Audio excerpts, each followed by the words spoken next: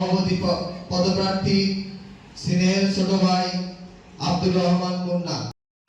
রাব্বিল আলামিন আর রহমানির রহিম মালিকি ইয়াউমিদ্দিন ইয়াকা না'বুদু ওয়া ইয়াকা নাস্তাঈন। বিগত 17 বছর যখন বাংলাদেশের মানুষের গণতান্ত্রিক অধিকার কেড়ে নেওয়া হয়েছিল, বাক ব্যক্তি স্বাধীনতা যখন হরণ করা হয়েছিল, এদেশের মানুষের ভোটের অধিকার হরণ করে এদেশে ঘোষণা ছাড়াই একদলীয় বাকশাল কায়েম করা হয়েছিল।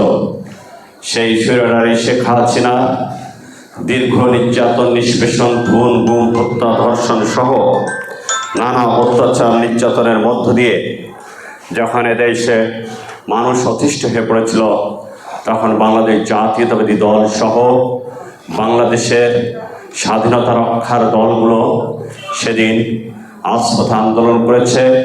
দীর্ঘ আন্দোলন সংগ্রামের মধ্য দিয়ে গত বছর 5ই আগস্ট ছাত্র জনতার বিপ্লবের মধ্য দিয়ে সেই সরকারের পতন ঘটেছে। আজকে দলের এই প্রতিষ্ঠাবার্ষিকীর শুরুতেই আমি গভীর শ্রদ্ধার সাথে স্মরণ করছি বাংলাদেশের স্বাধীনতার ঘোষক, বহুদলীয় গণতন্ত্রের প্রবক্তা, বাংলাদেশি জাতীয়তাবাদের প্রতিষ্ঠাতা শহীদ প্রেসিডেন্ট জিয়াউর রহমানের রুহের মাগফিরাত কামনা করছি। একই সাথে মাগফিরাত কামনা করছি মহান স্বাধীনতা যুদ্ধে আমাদের যে সমস্ত মুক্তিযোদ্ধা ভাইরা শহীদ হয়েছেন, সমস্ত শহীদের রুহের মাগফিরাত কামনা করছি।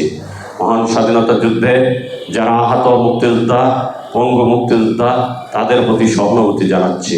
2 লক্ষ মা বোনের ইজ্জতের বিনিময়ে অর্জিত যে স্বাধীনতা, সেই স্বাধীনতার ক্ষেত্রে যে মা বোনেরা তাদের সম্ভ্রম বিলিয়ে দিয়েছিলেন, সেই মা বোনেদের প্রতি শ্রদ্ধা জানাচ্ছি। সর্বশেষ শ্রদ্ধা জানাই বিগত 17 বছর আন্দোলন সংগ্রামে যারা শহীদ হয়েছে, খুন হয়েছে, গুম হয়েছে, তাদের প্রতি সহানুভূতি জানাই এবং শ্রদ্ধা জানাচ্ছি। 24-এর গণ আন্দোলনে যে সমস্ত ছাত্র জনতা জীবন দিয়েছে, তাদের মাগফিরাত কামনা করছি। একই সাথে ছাত্র জনতার আন্দোলনে যারা আহত হয়ে পঙ্গুত্ব বরণ করেছে, এখনো হাসপাতালে চিকিৎসাধীন আছেন, তাদের দ্রুত মহান রব্বুল আলামিনের কাছে সুস্থতা কামনা করছি। সবশেষে আপনারা যারা এখানে চিকিৎসা সেবা নিতে এসেছেন, সকলকে আমি বিএনপির পক্ষ থেকে, বিএনপির নেত্রী দেশনেত্রী বেগম খালেদা জিয়ার পক্ষ থেকে এবং বিএনপির ভারপ্রাপ্ত চেয়ারম্যান জনাব তারেক রহমানের পক্ষ থেকে আপনাদেরকে শুভেচ্ছা জানাচ্ছি।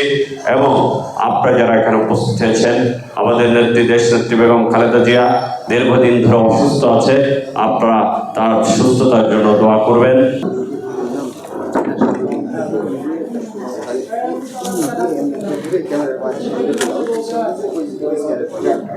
না ডাক দিলে চলে আসবে।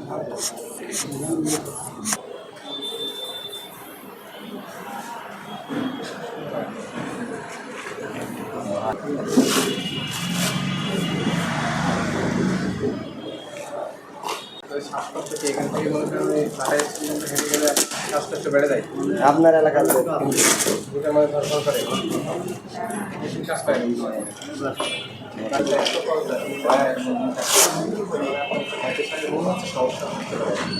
থাকে ওই জায়গা থেকে একটু প্রেশার মারবেন নিয়মিত। হ্যাঁ, একটু ভালোই বেশি পেলাম। গ্যাসের ওষুধ খেয়ে না কমে, তাহলে আপনি আমাদের হাসপাতাল